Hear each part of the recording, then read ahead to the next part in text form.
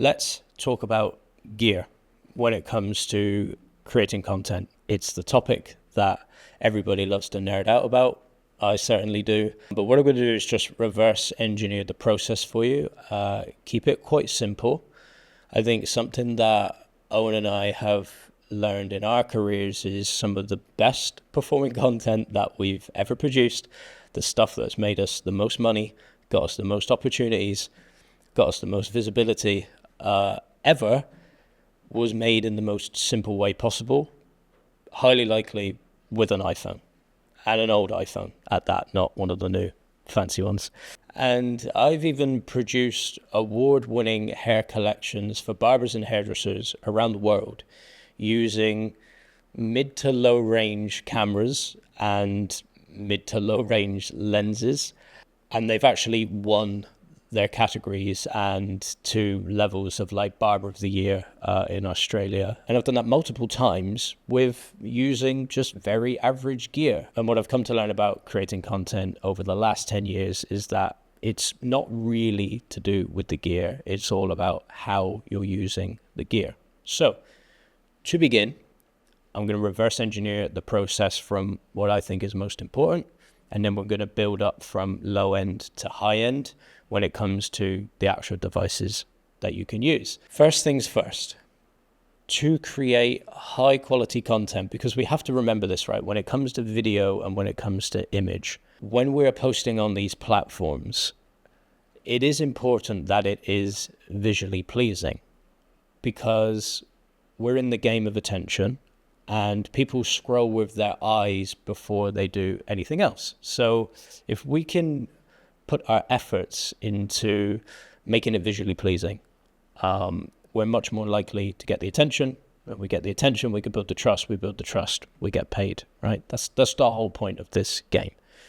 That whole process begins with lighting. If what we're filming, what we're taking photos of, what we're creating isn't lit properly, number one, whatever device you're using, phone, camera, DJI, it's not going to work to its optimal level. And number two, it's just not going to do your work any justice. It's not going to be the most visually pleasing that it could be. So where do we begin with lighting? Well, the easiest, simplest, cheapest light that we can have is sunlight, nature. When you're taking photos of your work, when you're creating videos, anything like that, sunlight actually coming in through a window, like indirect sunlight coming in through the window, is sometimes some of the best light that you can ever have. If you catch it at the right time of the day, if you've got a nice area in the shop or in the studio where you're shooting and there's some really nice cross light coming in, that can be all you ever need, right? So use what's around you first before you go and buy anything. And to begin with, use as much ambient natural lighting as possible. Then we move into powered lighting, okay? So things that are really popular right now are LED lights. We see ring lights quite often, and my preference is an LED panel.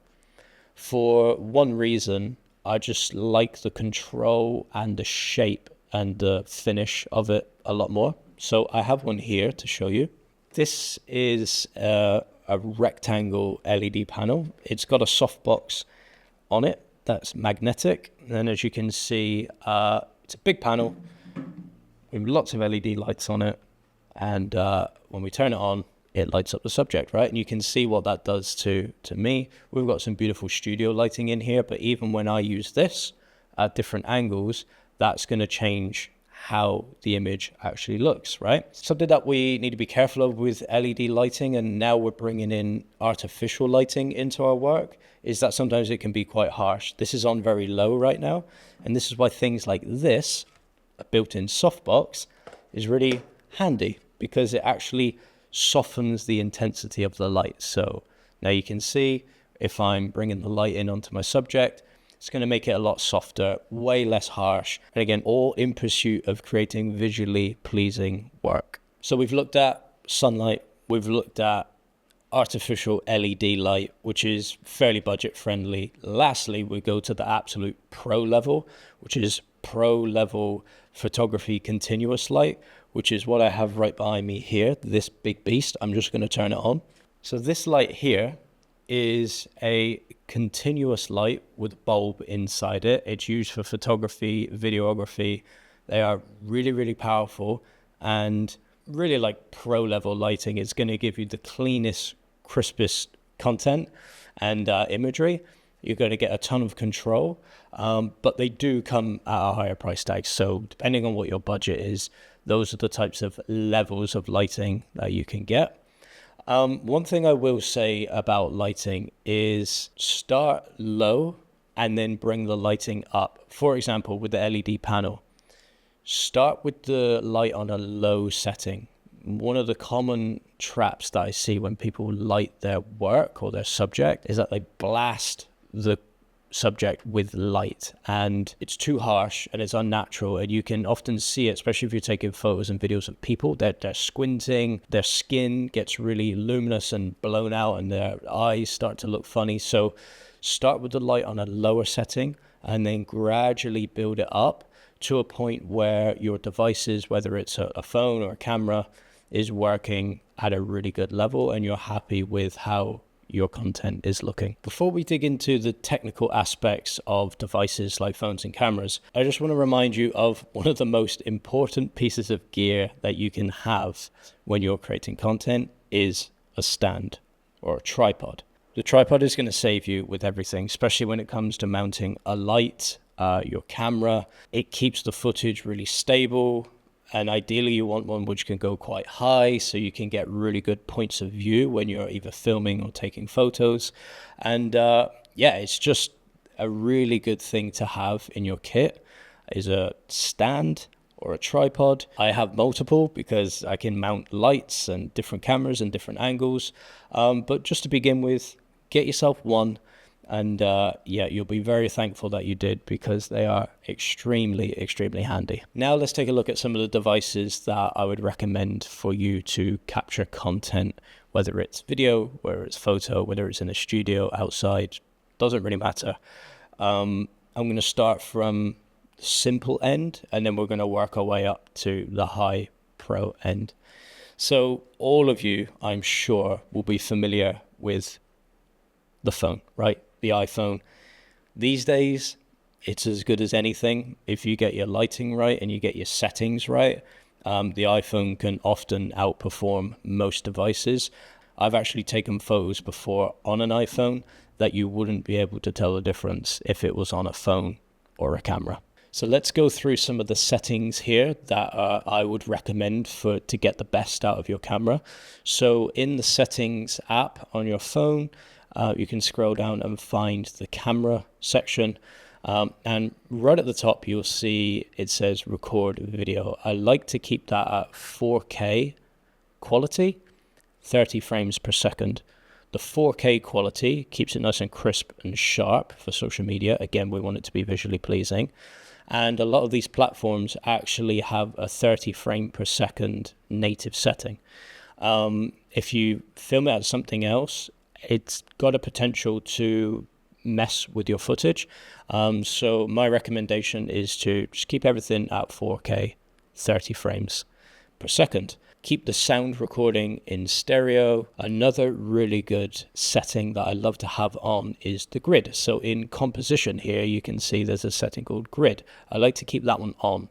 That puts the crosshairs on your camera screen so that you can frame everything well and get your composition spot on. Lastly, this is just a minor thing, but I keep Smart HDR turned off. For some reason, when you film in Smart HDR, it plays with the colors and the quality of the footage, and when you upload it to social media, it really doesn't do it justice at all. So when we jump into the camera here, you can see that I've got a couple of options. I have video or photo. For both, I keep the settings fairly similar. Something I do just want to take you through though is up in the right hand corner here where the dots are.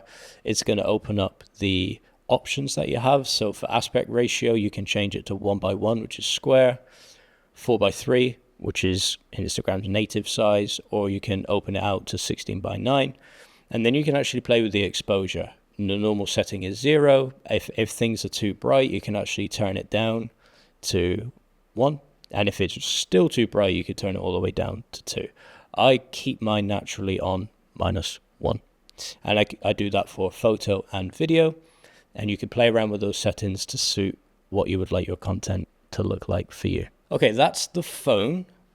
Like I said before, some of my best performing content, some of my best performing reels, some of my best performing photos have all been made on an iPhone. So don't overlook the phone. It is going to be your best friend when it comes to creating content. It's most versatile. And like I said, the newer iPhones out today just create absolutely incredible content. Next up, we're going to look at something which is up a little bit on the budget and on the performance side of things, and that is one of my favorite devices of all time is the DJI Osmo Pocket. This thing is unbelievable. It's got a built-in gimbal, so it keeps your footage really, really steady. It's got a stand, which is amazing. The height's really good. It's got extra batteries that you can add onto it, so it will last all day. And this films in really high quality 4K footage. The only setback with this is you have a fixed focal length, so the zoom isn't amazing, but that's where you get to get creative with your content. You just pull it in or pull it away from you, depending on what you're trying to create. It has a horizontal option, so you can create landscape footage if you're filming vlogs or tutorials, and it has a portrait setting as well, so if you're trying to film reels or you're trying to get nice portraits of your clients. It does video and photo, so it's very, very versatile, very stable, fits in your pocket, and if you want to take the stands off, it gets really small. That can go in your pocket. You can whip this out wherever. And if you're taking photos, videos, and making content of people, this is a really discreet option. I hear some people say to me, oh, my clients don't like it when I get the camera out. It's a bit, obnoxious. It's a bit in their face. Well, this is incredible. It's so small. It's slimline. You could put it on the stand and just leave it set up, and oftentimes you wouldn't even know it's there. So highly recommend the Osmo if your budget allows you to. It will take your footage to a slightly higher level and a super versatile option. Last but not least, the mega device. This is a professional level camera. This is a Sony A7C2 with a Tamron 28-75 2.8 lens. This is a $5,000 plus setup. Now, again, you do not need this to create great content, but if you are a bit of a camera nerd, by all means, if your budget allows, invest. But this will get you the highest level quality of footage. The video quality is insane. The images are sharper than anything that you'll shoot on, whether it's a phone or an Osmo, anything else. And you just have so much control. When you're using a professional camera like this, the control that you have is next level. So this is what I shoot on these days. I switch between the Osmo and the camera, but I've been into photography for 10 plus years. So this is my preferred choice of device. Now, again, for settings on something like this, if you're filming video, I recommend keeping it on 4K, 25 frames per second or 30 frames per second. And you can play around with the f-stop, the frame rate, and the ISO. I'll do a separate video on that, going through exact camera settings and how to adjust them and what that actually looks like. This is a very high-end option, and I would only really recommend this if your budget allows. So the last piece of the puzzle here to creating high quality content and the gear that you should consider having. We've gone through lighting, we've gone through devices and image quality. Lastly is sound. One of the easiest ways to make your content quality a little bit better and stand out from everybody else is to invest into some microphones for your devices. This has made a huge difference to our content. These microphones that we use are the DJI mics. They come with built-in compression. They sound great straight off the mic. They're really user-friendly. They plug into your camera. They plug into the phone. They plug into the DJI Osmo. Really versatile, really budget-friendly as well. So if you want to really stack the visual quality and the audio quality, I highly recommend getting yourself some microphones to record your content with. Okay, so that's a rundown of gear when it comes to creating content, whether that's video or whether it's photo. We've gone through budget-friendly options all the way through to pro-level options. You can make your own decisions on what you're going to buy. I recommend go for the best stuff that your budget allows you to.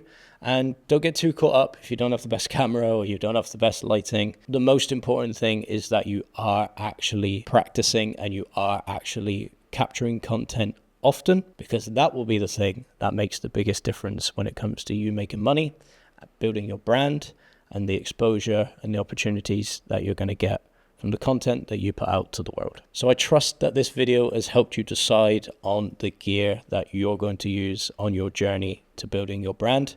If you have any questions about anything that I've spoke about in this video, you can put your questions into the WhatsApp group, or you can bring your questions and challenges to the weekly content coaching call, and I will happily take you through all of the answers on that call.